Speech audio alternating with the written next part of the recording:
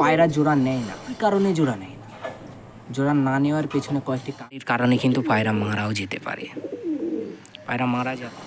So hello বন্ধুরা, তোমরা সবাই কেমন আছো? আশা করছি ভালো আছো। আজকের ভিডিওটি শুধুমাত্র তোমাদের একটা ইম্পর্টেন্ট হেল্পনেস ভিডিও নিয়ে এসেছি।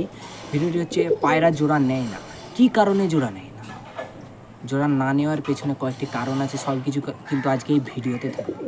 আর যেই ভুলগুলো করলে কিন্তু আপনাদের পায়রা মারা যেতে পারে, সেই ভুলগুলোও আজকে আমি এই ভিডিওর মাধ্যমে বলবো। স্কিপ না করে ভিডিওটি পুরোটা দেখতে থাকবেন, পাশে থাকবেন, সঙ্গে থাকবেন। চলুন যাওয়া যাক। তো সবার প্রথম সেটা হচ্ছে যে আপনি কোনো পায়রা কালেকশান করে নিয়ে এসছেন কোনো হাট থেকে বা কোনো বাড়ি থেকে বা কোনো দোকান থেকে, যেখান থেকে ইচ্ছা, ধরুন এক জোড়া পায়রা কিনে নিয়ে এসছেন।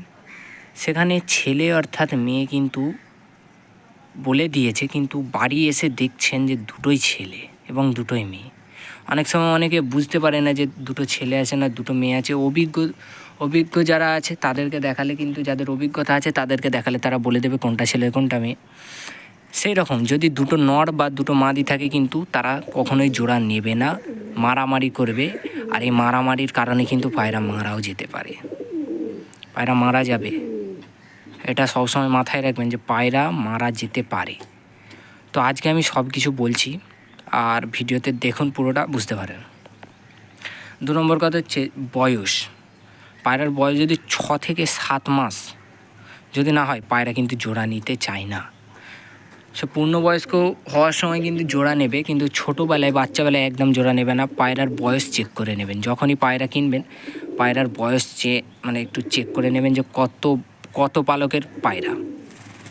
6-7 পালকের পায়রা হলে তাহলে সে জোড়া নেবে। যদি 2 পালকের পায়রা, সে কখনোই জোড়া নেবে না। 3 নম্বর অপশান যেটা বলবো সেটা হচ্ছে পায়রা যখন কিনে নিয়ে এসছেন বাড়িতে, তখন সেই পায়রাটা জোড়া হতে একটু সময় লাগে।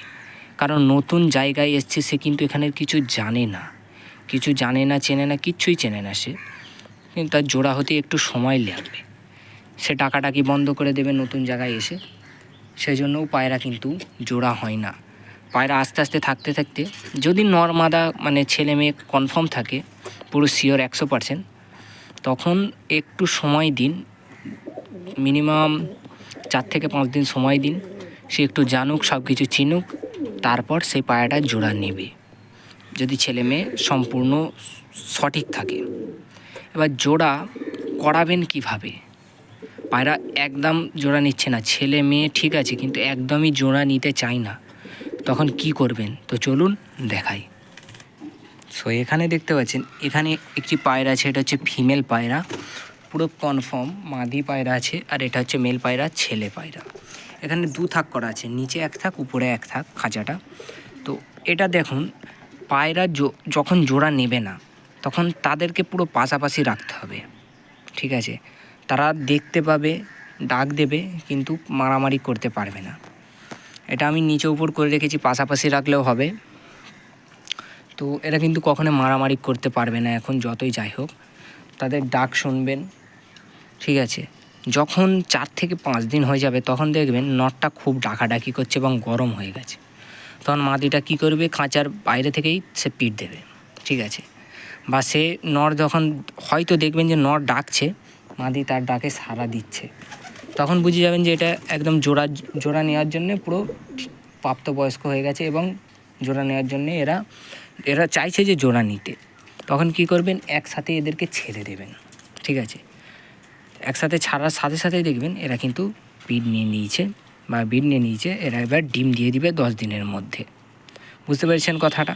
তো কোনো ভুল এর মধ্যে করবে না। ভিডিও যেরকম বললাম সেরকম করবেন, তবে কিন্তু এটা জোড়া হবে। নাহলে মারামারি করে কিন্তু পায়রা অসুস্থ হবে, অসুস্থ থেকে কিন্তু পায়রা মারাও যেতে পারে। এর জন্যই করা ভিডিওটা। তো যদি ভালো লাগে একটি লাইক দিয়ে পাশে থাকবেন, চ্যানেলটিকে সাবস্ক্রাইব করে দেবেন। টাটা, আল্লাহ হাফেজ।